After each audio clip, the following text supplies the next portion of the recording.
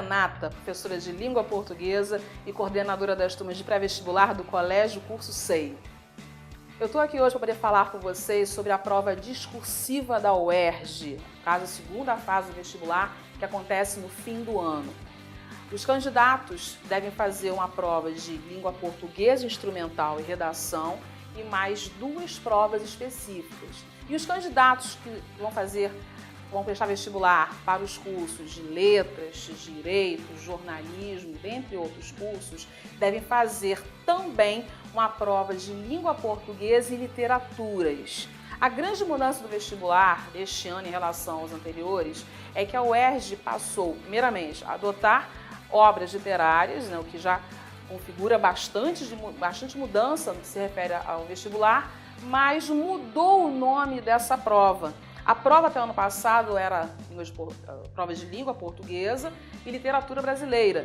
A questão é que esse ano se tirou a literatura brasileira e ampliou esse sentido. Então agora é a prova de literaturas. O que isso significa?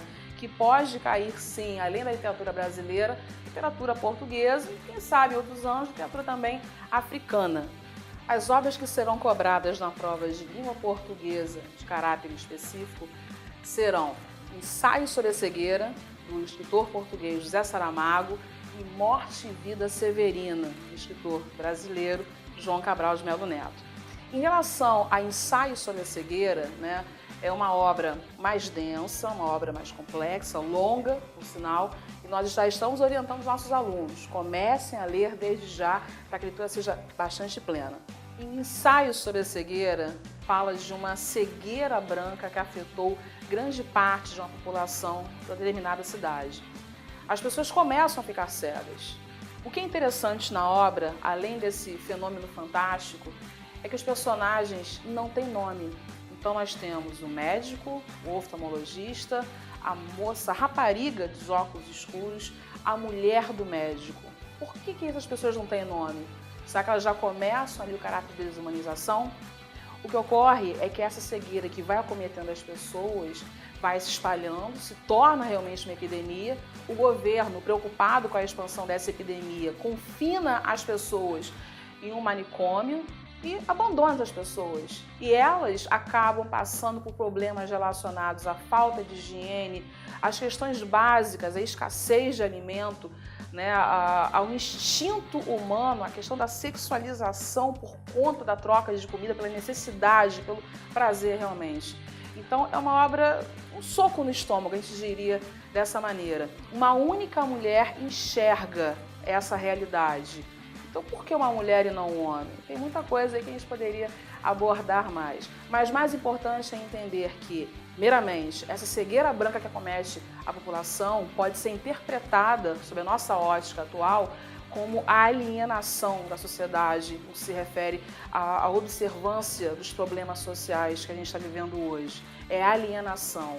Então nós temos olhos, enxergamos, mas não vemos o que está adiante dos nossos narizes.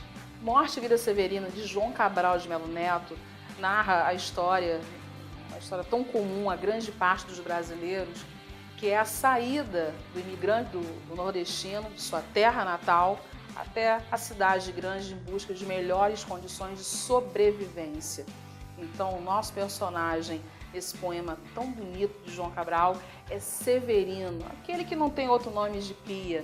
E nesse poema, a saga, na verdade, que ele faz aí, ele vai narrando a grande dificuldade que é até chegar à grande cidade e lidando sempre com cenários de dor e de sofrimento, em que ele lida com a dor daqueles que morrem por fome, aqueles que morrem por algum tipo de conflito agrário, por disputa de terra.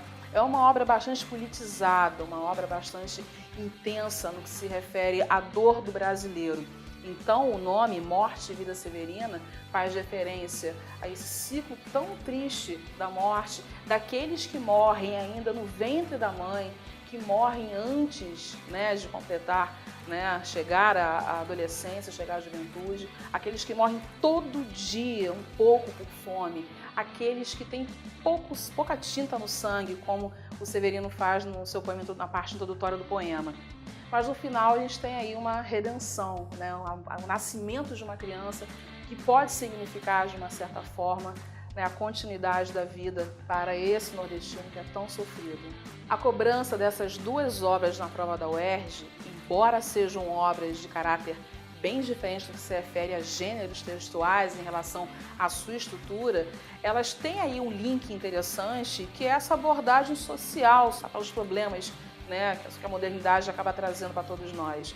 Então, a cegueira branca que aparece em Saramago, no que se refere à alienação, a nossa incapacidade de enxergar além do que os nossos olhos podem enxergar, ela pode ser também, essa cegueira pode ser relacionada ao que a gente pode identificar em Morte e Vida Severina com uma realidade distante que muitos brasileiros não conhecem e que acabam, de uma certa forma, evitando. Então, temos olhos, enxergamos, mas não vemos adiante. Vem curtir a gente nas redes sociais, acompanhe nosso trabalho. Quer conhecer uma das nossas unidades? Venha fazer parte da família SEI. Vem!